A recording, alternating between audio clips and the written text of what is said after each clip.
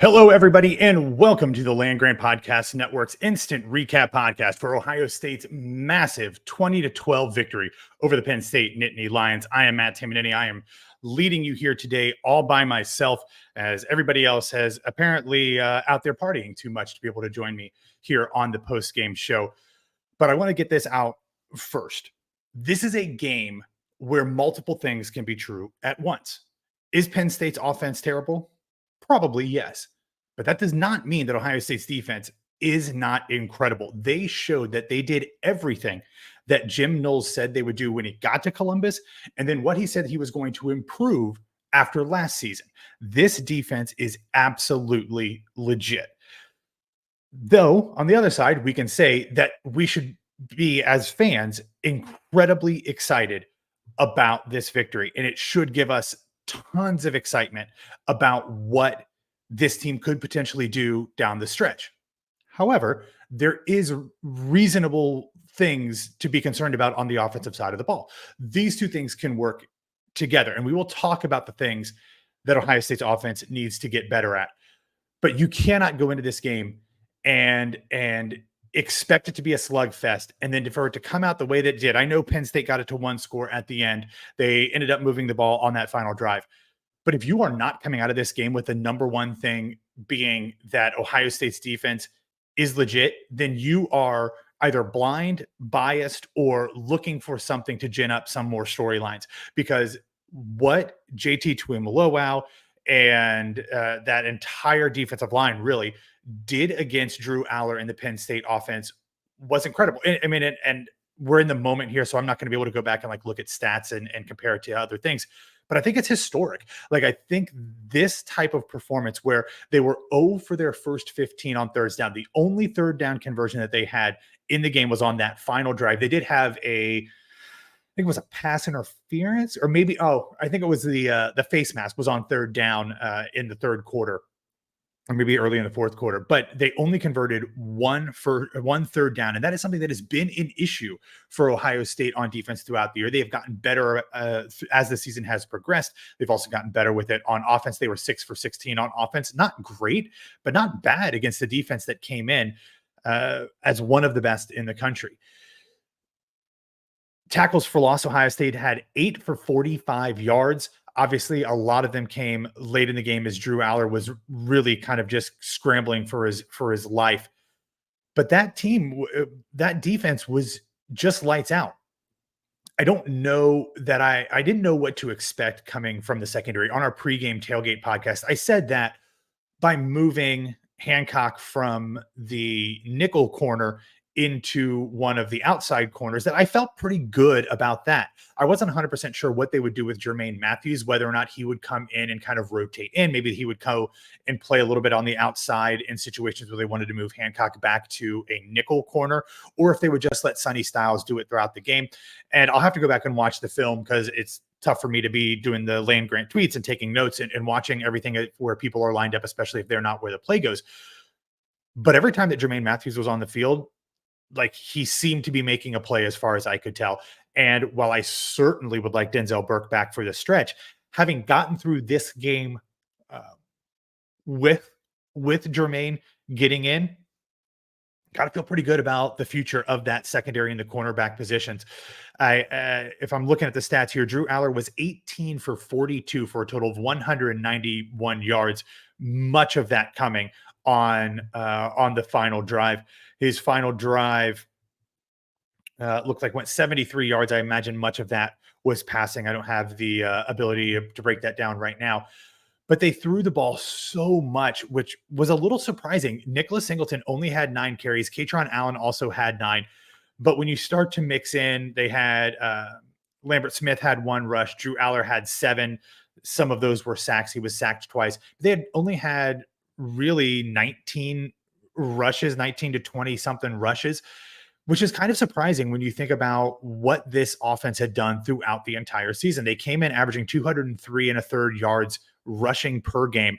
They were not a team that liked to throw the ball all that much. When they did, it was intermediate stuff. So it wasn't like they were trying to go downfield all the time. But I was really surprised that they allowed Drew Aller to throw the ball that much. And obviously later in the game, when you weren't doing things, you have to kind of make some adjustments and put the ball in the air. But having seen Drew Aller throw during this game, I kind of assumed that maybe they just wouldn't want him to throw the ball because he wasn't very good at it. And obviously, that probably has a lot to do with what the defensive line was giving up. We have kind of talked all year, and actually for the last couple of years, about how the defensive line was good and they were solid, but they weren't necessarily making the big splash plays that you expect from an Ohio State defense to do. But they kind of did that all during this game, both in the run game and in the pass game. I'm very impressed with how they were able to kind of stretch out the line when Penn State would either try to run it on a stretch play to the sidelines, or they ran quite a few screens and things like that to the outside. It was oftentimes defensive linemen. I mean, there was one play late in the game when Kenyatta Jackson, I think, was in coverage. Maybe it was Caden Curry, but like, if you're coming away from this game thinking Penn State's offense is terrible, that might be true. But to me, that is not the dominant lesson here. They came in averaging over 44 points per game. Yes, they played nobody, but they did score 31 against Iowa. Again, there are caveats for that as well, because they did get 4 turnovers and it was in the rain. But Ohio State gave up 12 points and 1 touchdown late in the game in garbage time. And again, it was 1 possession, so it's not like it was complete garbage time, but that defense was tremendous. As I kind of scroll through the stats here on defense, Tommy Eichenberg and Steele Chambers led the team in tackles. Tommy had 8, Steele had 6, and then you had the cornerbacks, Davison Igbinosun and Jordan Hancock both had 5. Cody Simon, the other linebacker in that rotation there, was also in there with 5. But then you see the safeties and the defensive backs all chipping in. Sorry, guys, I'm exhausted from watching that game apparently, but just a really impressive effort throughout. We ended up seeing Tommy had a half tackle for loss. Igbinosun had a tackle for loss. Cody Simon, Sonny Styles, Josh Proctor all had 1. Ty Hamilton had half of 1. Kenyatta Jackson had 1. Caden Curry had 1. JT Tuimoloau had a sack. From top to bottom, just super impressed with this defense and really the about face that it made in terms of what it was trying to do. Last year, we know that the bugaboo for the Ohio State defense was giving up big plays. That did not It has not happened all season. If I'm looking here, let me see if I can find out what Penn State had. They did have a few big plays. Let's look here.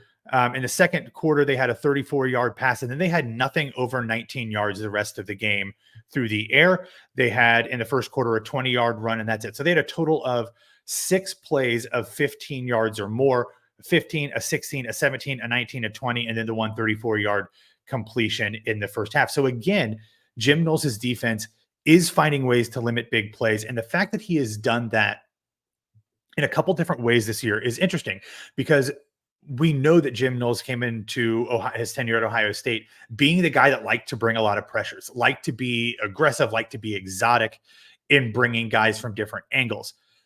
We saw last season that is what one of the big things was that led to them giving up big plays. He decided to pull back on that this season. And yet, going up against the toughest offense that he has played so far this season, he started to mix those blitzes back in. He started to bring more pressure. He was bringing it from linebackers. He was bringing it from cornerbacks. He was bringing it even from some safeties, and it worked. The guys got home and they got pressure.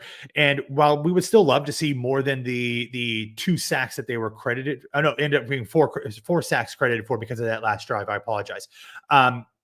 That's pretty great. A lot of those came on that last drive where they were kind of just throwing everything against the wall. But the pressure that they got so helped the secondary kind of just shut everything down.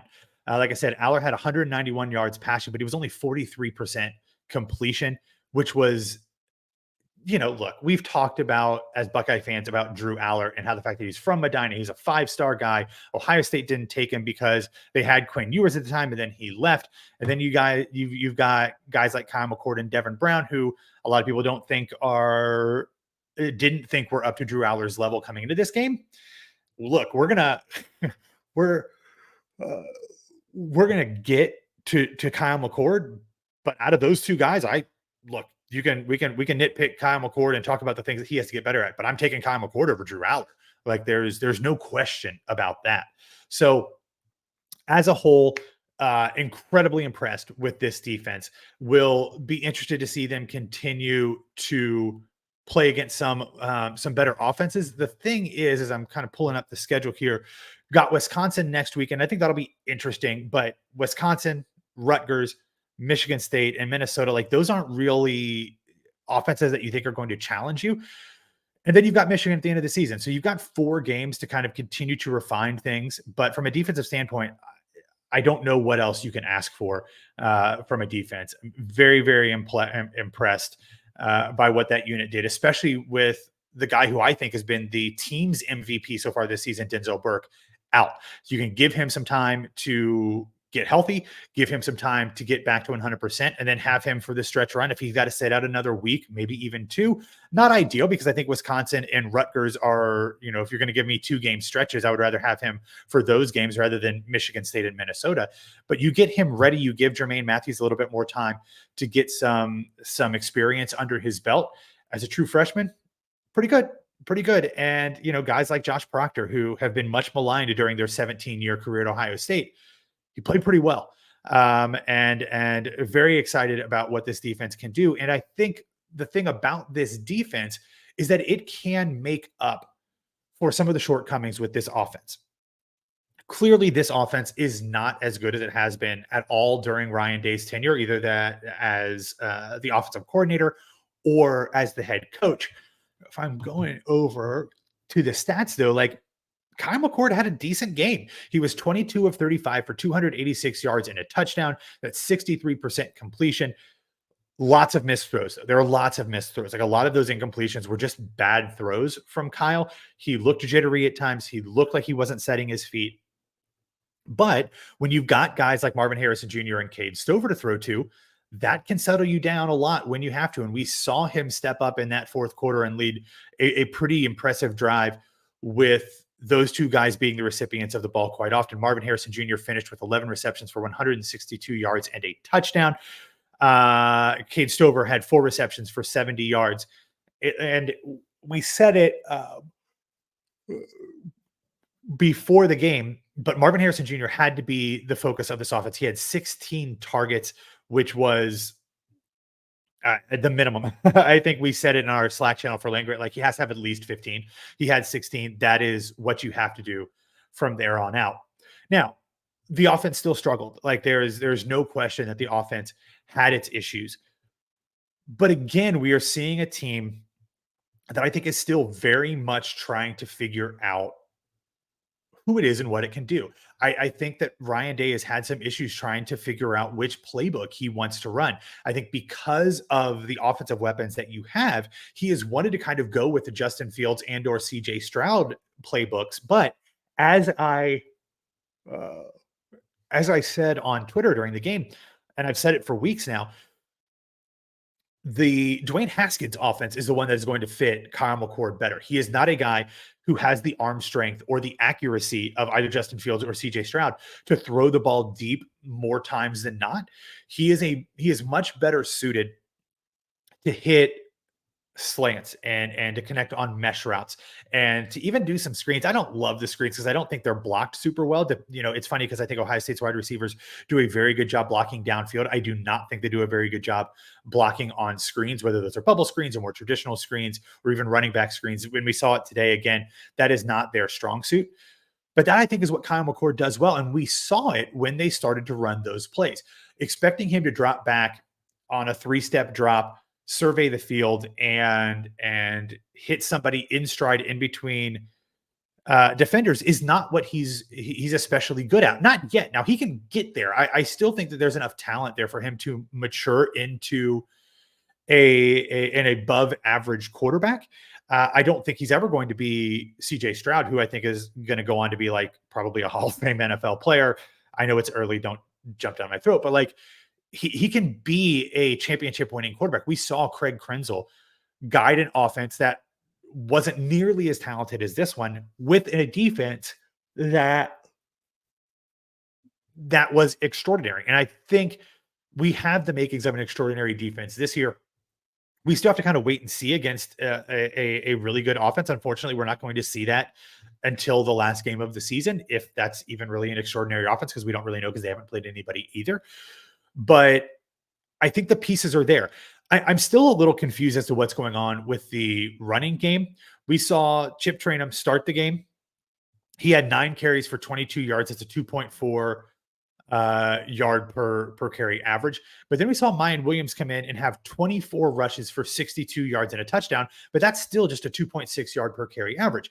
I thought Mayan did some things that were really good, did the things that you wanted to see Mayan do. He was able to take some early contact and turn it into gains. But I'm not sure if either of these guys are the right running backs. And I said this after the game last week when Dallin Hayden went off. I'm not sure that either of these guys are the ones that you want running behind this offensive line. I think the offensive line did a pretty good job in pass pro today. Obviously, they had 2 sacks. They gave up 2 sacks, but for the most part, I felt like against a team that had a really good front, they did fairly well. But the running game and run blocking is where they've struggled all season. And the issue has been that they haven't been able to really open up holes. They haven't been able to get to the next level to block up, to be able to create bigger running lanes, to turn 3-yard carries into 13-yard carries. Chip and Mayan are, I mean, look, Mayan, we've called a bowling ball, a meatball, chop, whatever. Chip is a former linebacker. These are not guys that are going to hit home runs for you. These are guys that are going to need to kind of create some sort, have a lane for themselves, and then meet somebody at the second level to run them over. When the offensive line is not necessarily creating a ton of running lanes and a ton of holes for the running backs, I'm not sure that that's the type of running back that makes sense. Travion Henderson, I think theoretically, the idea of Travion Henderson is what you want there, but he also has difficulty identifying the hole. His vision doesn't seem to be where you want it to be. So when he hits something, it's usually fantastic. It's usually great. We saw that in the Notre Dame game, but he often takes a far too much time to kind of get to that hole. That's why I thought the revelation that was Dallin Hayden last season could be something that the offense could use moving forward. And they didn't. I don't understand the idea of redshirting him this year, because if he does come out and is a stud next year, he's gone. Like he's gone, or he's going to transfer before that. I don't think he's going to do that, but I'm not sure what that is. But the running game is certainly something that has to be figured out, and that is part and parcel with the issues that happened in the red zone. Ohio State was 4 for 5 in the red zone, but 3 of those were field goals. Is that right? Let me double check this, because my math is not super great. 2 of them were field goals. I apologize. 2 of them were field goals, and obviously they had the turnover on downs. That can't happen against Michigan. That can't happen in the playoffs against a Georgia or Florida State or whoever comes out of the Pac-12 or Oklahoma or whatever. That has to be a point of contention. That has to be something that they get better at. So that's a combination of the fact that Ohio State's sack adjusted average was 2.3 yards per carry, and they could not convert in the red zone. That being said, I still think there are elements of this offense that could be good enough, combined with an excellent defense, that could be a championship team. There are things that need to get better without a doubt. But I really, really think that this team has something. Like I'm kind of starting to drink the Kool-Aid. And I know we here at Land Grant kind of get a bad reputation at times because everyone thinks we're negative. I don't think that's true. I think we're more realistic than the beat writers, who are a little bit closer to the program, and we have the ability to be a little bit more honest about what we see.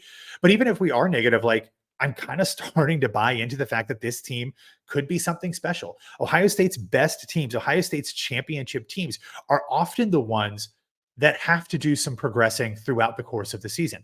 They are not the ones that come in with all of the expectations. This is the 2015 team was not the one to win the national title. It was the 2014 team. The 2019 team was not the one to win the national title. Obviously it was in 2014, but they had those issues too. So I just kind of start to think that this is a team that has the building blocks to be something special. We are seeing the defense assert itself in ways that I honestly did not expect. I didn't think that they could make that big of a turnaround from all of the plays given up last season to what they're doing now. To be honest, the offense is behind where I thought it would be. I just assumed that Kyle McCord would be solid. I don't know that he's there yet. I think he's average at best right now.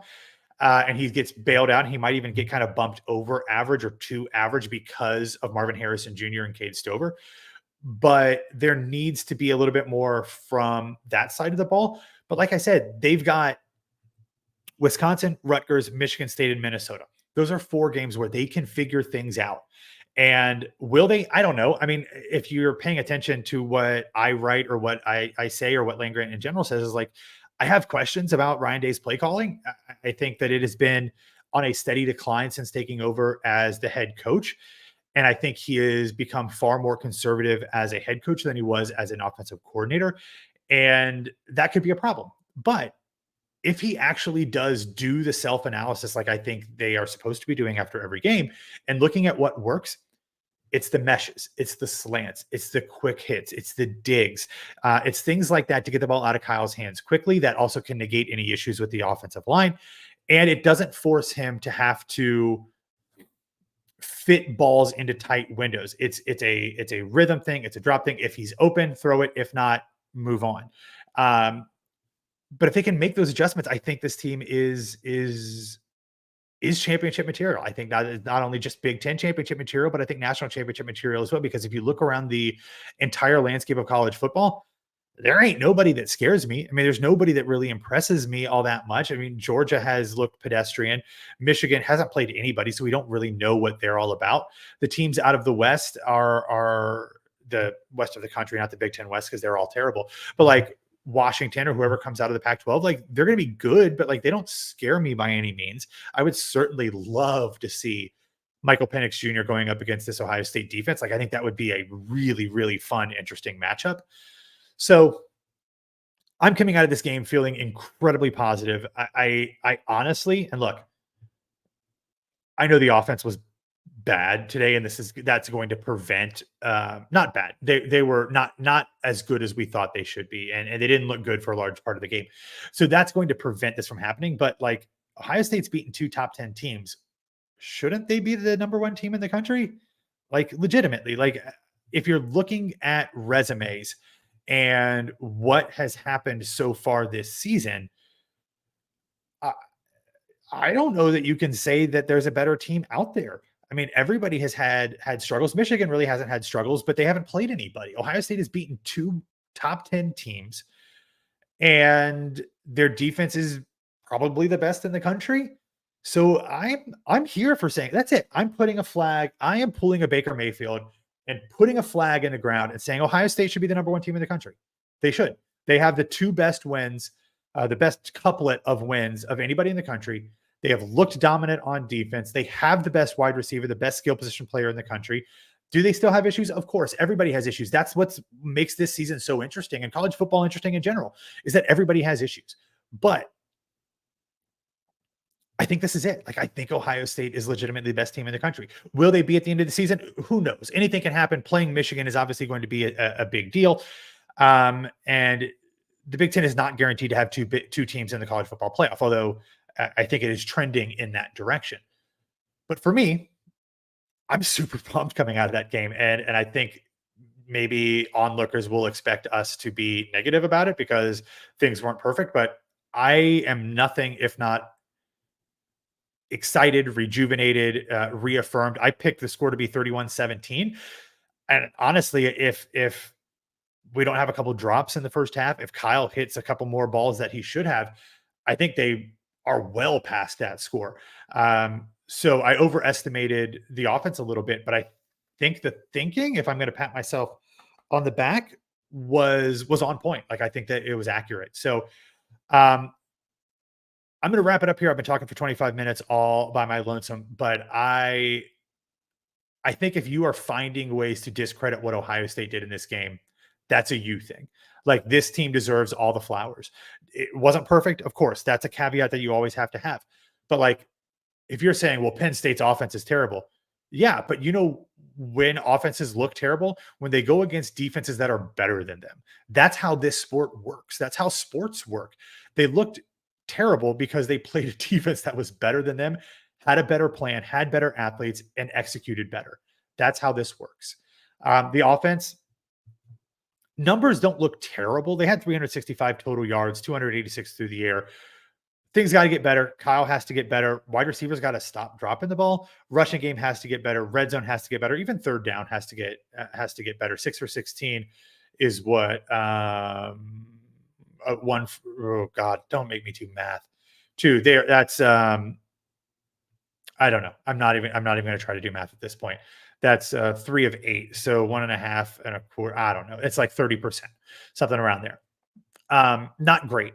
So those things have to get better, but I think they have the possibility to do that. And I would much rather a team peak in November than peak in October. We have seen Ohio State offenses peak in October and then go downhill in the second half. So if you tell me that there is still room to go up, I'll take it. Doesn't necessarily mean it's going to happen, but I think it's a possibility. So I'm signing off on saying Ohio State's the number 1 team in the country. If you disagree, come fight me. Oh, and one more thing, special teams. Oh God. Look, I have long said, Gene Ross, who's my co-managing editor at LandGrantHolyLand.com, has been negative about having a full-time special teams coordinator, and especially Parker Fleming in general. I don't think it's a wrong thing to have a special teams coordinator. Like, I'm fine with it in theory, if that person can also help out recruiting in other areas and maybe help out in coaching as well. But if you do, he's got the special teams have to be great. Special teams have to be great. And week after week, special teams are bad. SP Plus had Ohio State as like 17th nationally in special teams, which makes absolutely no sense. But they're just bad. Like, we saw it in kick and punt return, or kick and punt coverage. We saw it in Lorenzo Styles Jr. having the ball bounce off him on a punt. We saw it in the missed field goal. We saw it in the short kicks. Like, special teams has to get better too. Like, not to go all Jim Tressel on you, but like, it's 1/3 of the game. It has to be good, especially when you're playing better teams, and especially when you get into the postseason. And I consider Michigan the postseason at this point. So, all right, Ohio State, the number 1 team in the country, unquestioned as far as I'm concerned, unanimous, unequivocal, number 1 team in the country, the best team heading into the last week of October. And I'm excited to see what happens. I'm excited to see this defense continue to grow. I'm excited to see what this offense can figure out, because I do think there are things that are figure outable if Ryan Day is willing to make the adjustments and Kyle McCord is capable of continuing to grow. I think is he the guy I necessarily want there in a vacuum? No, I would want somebody more like CJ Stroud. But with this quarterback room, I don't think Devin Brown is the answer, not yet, at least. Lincoln Keenholz, I don't want to throw out a true freshman. Tristan Gebbia, like, no. So, like, I don't know what else you're going to get. So people calling for Kyle McCord to be benched, like, I don't know what you want. Like, this is not a situation where people saying, like, you can't fire Ryan Day. Who are you going to get? Like, that's a completely different situation, because there are a myriad of different options you can get that you don't even know about. You have limited options with another quarterback. So I think you have to kind of go all in with Kyle McCord. I think they already are. Like, that's not a question. They already are all in with Kyle McCord, and you just have to continue to work on helping him see the field, helping him with his mechanics, making sure that he's always setting his feet, making sure that he's comfortable and not rushing. And that has a lot to do with his comfortability, his mechanics, but also the play calling and also the offensive line. So there are positives to continue to be had there. And the defense can only, hopefully get better, because they are dynamite. And I think the number 1 unit in the country at this point. So, all right, I'm signing off. If you are watching this on social media, thank you for following along. Make sure that you are following us on Twitter and Facebook. And if you're hearing this in the podcast feed, please make sure that you are following us wherever you get your podcasts. We are bringing you episodes, at least 1, 2, sometimes 3 every single day. And because we are not beat writers, because we are bloggers, we are bringing you different insights and perspectives that you will not get anywhere else. You might love that. You might hate that, but it is honest, stuff from true blue diehard Ohio State fans. And I think that's something that's important, especially when the beat reporters are incredible at getting out information. And I love the Ohio State beat reporters, but they have to worry about being objective and not piling on things because they could worry about access and getting interviews and all of that stuff. So we don't, at least not for football. We do for men's and women's basketball, but that's why the Land Grant Podcast Network and landgrantholyland.com should be invaluable parts of your Ohio State media consumption. So congratulations to the Buckeyes. I hope you all enjoy it. Go out and enjoy the rest of the college football Saturday, and we will be back to talk to you very soon. Thank you for listening. And as always, go Bucks.